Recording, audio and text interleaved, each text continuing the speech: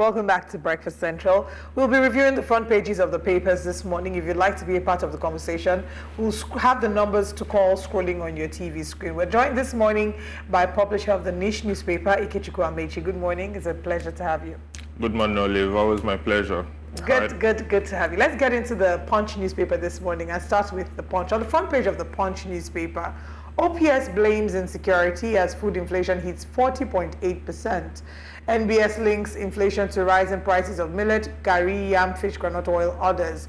Nasima, ICC, LCCI, others lament insecurity, seek rural infrastructure investments. Trump emerges Republican candidate, picks 39-year-old as running mate.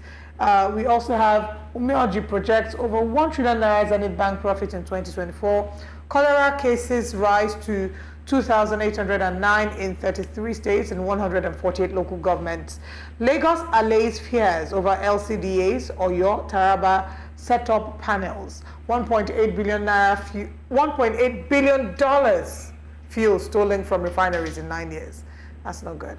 Excitement as UAE lifts visa ban on Nigerians.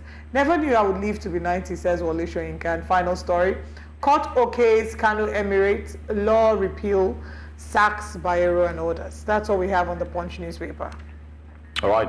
Move to the Daily Independent this morning. Federal government tackles hunger, gives 20 trucks of rice to each state and the FCT. Says it has identified the solution to food shortage. May review final resolution on minimum wage on Thursday. UAE lifts ban on Nigerian passport holders. Federal government moves to boost power sector investment, rolls out strategies. Herdsmen attack, 13 persons killed, 1 injured in two Bedouin communities. Dangote says the company's projected $30 billion revenue would boost Naira value. And we can also see here, worsening food crisis pushes inflation to 34.19%. Nigeria loses $9 billion yearly to illegal mining activities. And also pro-Wiki lawmakers claim shutdown of expenditure. And that's with regards the Rivers crisis. Stop planned nationwide protests against Tinubu, APC warns. And then court orders Bayero and others to stop parading themselves as emirs. All right, now let's move to our final paper for this morning. Moving away from the emirs to the next paper, the Daily Trust, I believe. Yes, on the front page of the Daily Trust, bandits kill 4 and abduct 115 Zamfara. 2 babies among abductees. These people have no shame, really. Some women escaped with broken limbs. PH refinery takes delivery of 1 million barrels of crude. Court restrains Bayero, 4 others from parading themselves as emirs. Hardship, don't stage protests. Clerics urge youth. Travel agents excited as UAE lifts visa ban on Nigerians. National Assembly mulls constitution review for INEC to conduct local government polls. Federal government donates 20 trucks of rice to each state and the FCT.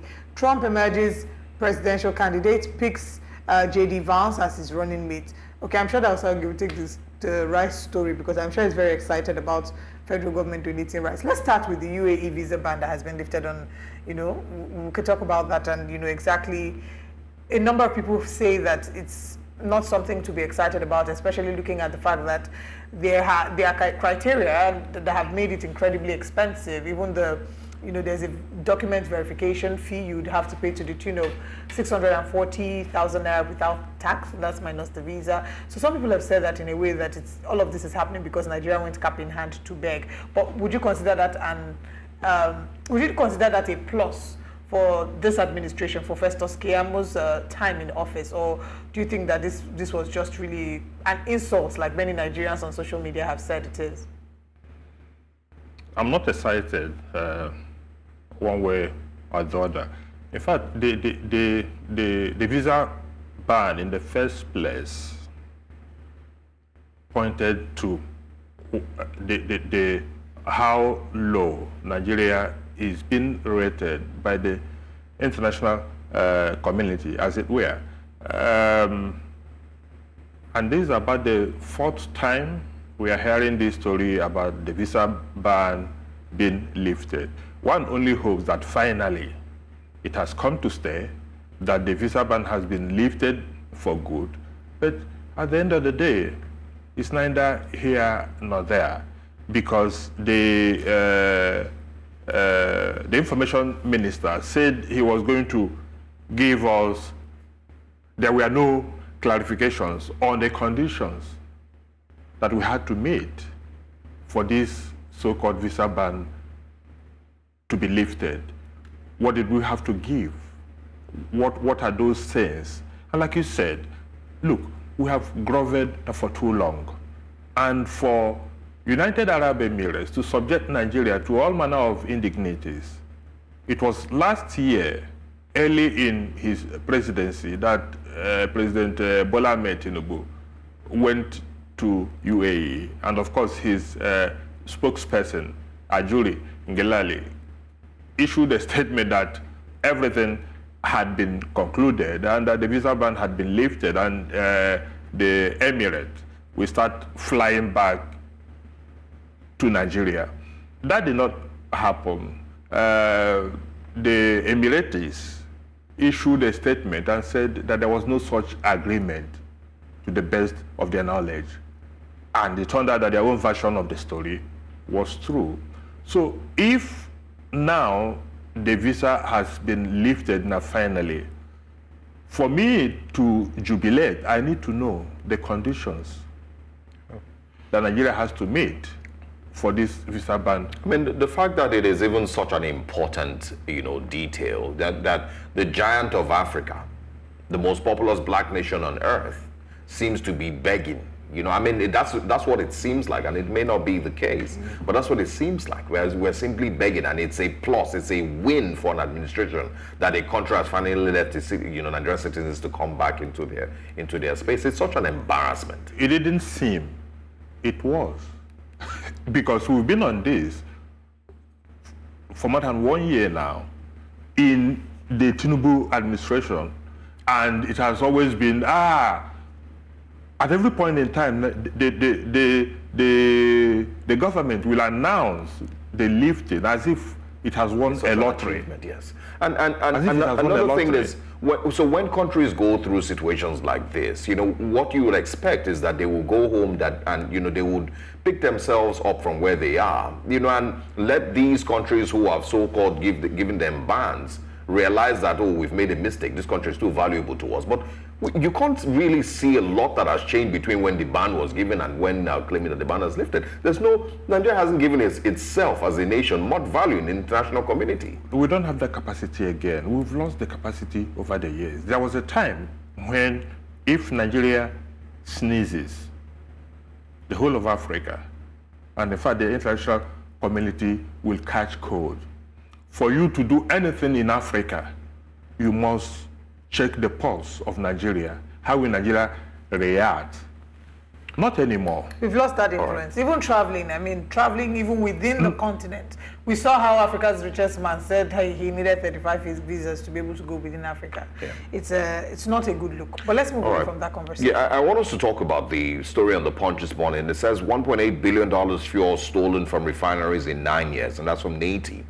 So the problem with, these type of stories for me, it's not, about how shocking it is. That is one thing. Another thing is the fact that we can hear of this, and we're not hearing of it because there has been a forensic investigation and people have been arrested. There has been a forensic investigation, and people have been fired. It is just a story that makes the headlines and we just move on. I think that is tragedy of the situation we have found ourselves in the country right now. In fact, one of my columnists, the guy who wrote this morning, that was actually the argument he was making in his piece, because he was saying that the Minister of Aviation, Festus Nakayamo, said last time that some private jets are being used to courier hard drugs. And the guy was saying, how on earth do we continue doing this? Who are these people? No government official. All we see, EFCC will come out and they throw a bomb. Nigerians are corrupt. If you see the fire that we have, you will weep. Everybody will come.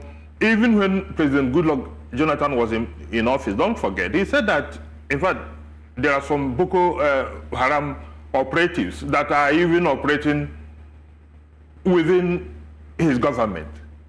Who are these people? Who are these people? So 1 point something billion dollar worth of crude oil, like you said, stolen. Are these people's spirits? Who has been punished? Who has been ever arrested in this country for this crude oil theft? And can they boldly say that they're not aware of the people carrying out the theft? That's the question I am asking. So it is not enough for people to come and insult our sensibilities every day and telling us how much crude oil is being stolen and how much Nigeria is losing, without saying we have made so and so arrest, and of course set example with people being prosecuted and sent to jail for what amounts to crime against the Nigerian state. Look, we can't continue this way. We can't continue this way. This is simply dog whistling. They come and they psych you up. So thing has happened. And so, what do you want us to do? EFCC will wake up in the morning and say, people are planning to do this. Police will tell you, they have intel that people are trying to demonstrate, they are trying to do this. And so, why is it that we know people, or we know what Nigeria is losing, we know those who are committing economic sabotage, very grievous offense against the Nigerian state, yet nobody has been hauled before the Nigerian judiciary to say, for whatever it is worth, let us bring them there and let the judiciary do their worst. But at least we know that some people have been tried. Who are these people who are stealing this crude oil? Are they spirits? And I think, like you said, it's one of the tragedies of Nigeria's story. The fact that, these things aren't enough for, they make headlines every other day, and, Nigerians get used to them as just another day in the news. It's no longer shocking. And nobody reacts. Absolutely nothing. In other countries, some of these revelations are enough for people to resign. For people to resign. In the first place, our public officials have no shame. Even if you call them armed robbers, which some of them are, they won't give a damn, because they know there are no consequences for bad behavior. In any country where there are consequences for bad behavior, and then the populace, Nigerians themselves, no reaction. Yeah. The ability to share a story like this, and again, the ability that Nate has to share a story like this, it doesn't come with assurance that it's over. So if they say $1.8 billion petrol has been stolen in 900 years or whatever, it's not coming with an assurance that that's the end of the theft. Also, what is being stolen today is probably, as they were making those so-called revelations, what is being stolen today is probably more than what was stolen yesterday, and what is to be taken away tomorrow will be more than what is stolen today. So it is a vicious circle of criminality that all of us have come to accept as the way of life. It can't go well. Okay, now just to mention to our audience before we get out of this segment, we can take 1 or 2 calls before we wrap up. Let us know what your thoughts are on any of the stories. Let's once again project the Daily Independent. The big story there talks about federal government tackling hunger, distributing 20 trucks of rice to each state, and the FCT says it has identified solution to food shortage. Should we applaud the federal government for doing this wonderful act of giving everybody trucks of rice? Giving everybody 20 trucks of rice. Let us say, for instance, in Lagos State. In Lagos, you are bringing 20 trucks of rice. in a state where we have a population of over 20 million people. So one truck per for 1 million people. All right. Well, before you explain the Lagos scenario, let's take Ikechukwu from Abuja. Good morning, Ikechukwu. Thank you very much for calling. Please go ahead with your comment. Ikechukwu, are you there with us? Yes, I'm online. I'm online. All right, please go ahead with your comment. Yes, see, the man by your side there, I love what he was saying. And both of you people are doing great. You see, one funny thing in this in Nigeria is that you people are doing the right thing. The people cannot even acknowledge what people are doing. The most important thing in this Nigeria is this. We love embracing bad things, like what that man is saying. You do bad things here, they are not, even the politicians are. Do you know one funny thing? I discovered that 99% of Nigeria are self-employed. Because I believe that 80% of Nigerians are civil servants. This country could have even shut down. Take it or you leave it. Because if you go some ministries, you see that nobody's there, and they'll be collecting money from those ministries. Look at what you're saying. A whole president will come to the screen to tell us that, yes, I will have a line with Emirates or Dubai or whatever. What a shame. It's a shameful thing to all. 1976, when they came to borrow money from Nigeria, when Obasanjo was a president, they said that there's any good thing that will come out from the desert, Dubai. Just not even up to 2 states or a state in Nigeria. Today we are begging them for us to be a friend to them. It's a shameful thing to us. On a serious note, I love that man. He's telling us the truth. And you people are doing the right job. Anytime I see your program, I always, in fact, I don't know how I even stop going where I'm going, because people are telling Nigerians the truth, and they don't want to follow up what people are saying. This country needs to shut down. Thank you very much, Ikechukwu, for Maybe highlighting not that. shut down, but So you are giving the Lagos example. Yeah, so it then means if we are sincere to ourselves that perhaps a council ward will get a bag of rice for other people. Nigerians may as well brace up to every family getting a mudu. And that is a tragedy that this is what the government is touting as having found a solution to hunger and the food crisis we have in this country. You know, every day, the presidency of Bola Tinubu unravels, and it is so surprising that President Tinubu is this clueless. When Jonathan was in office, they said he was clueless. This is the height of cluelessness. President Tinubu and the APC, since 2015, they have displayed a sense of misalignment with reality that beggars belief. all right, hold on. Let's speak with Williams, and I'll also chip in on that. Williams, good morning. Go ahead. Good morning. Please, I just want to say 2 things first. On the issue of 20 trucks to about 36 states, I think if we're even sharing, it cannot be on a balanced equation. That will not be justice, because there are states like the other speaker was speaking earlier. Lagos has 20 million people. And now Gombe has just about 3 million people. Anyway, maybe they want to look at it based on the level of income of everybody. And then the second thing I want to talk about, the issue of UAE or no UAE, for me, it's about gripping up our foreign affairs and then our foreign policy. What do we really want? And then, like somebody said, a beggar country, you don't have anything to say. Then the last thing I want to talk about is something we spoke about 2 weeks ago on the issue of presidential aircraft.